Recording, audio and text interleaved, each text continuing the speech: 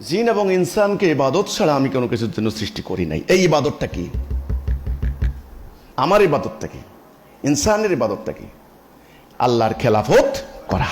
দুনিয়াতে খলিফা হিসেবে সৃষ্টি করা হয়েছে। যে ক্বালা রাব্বুকা লিল মালাইকাতি ইন্নী জাইলুন ফিল আরদি খলিফা, না আরেকটা আয়াত আছে খলাইফাতুন ফিল আরদ, জাআলা লাকুম, তোমাদেরকে সৃষ্টি করা হয়েছে দুনিয়াতে খেলাফত করার জন্য। এই খেলাফতটাই আমার জীবনের উদ্দেশ্য, আমার জীবনের ইবাদত।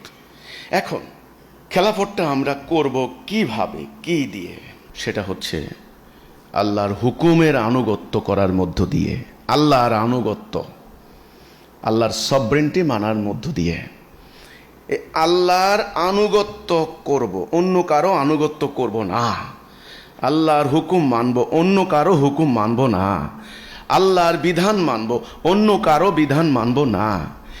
এই যে অঙ্গীকার, এই যে মিসাক, এই যে কন্ট্রাক্ট, এটা নামই হচ্ছে লা ইলাহা ইল্লাল্লাহ।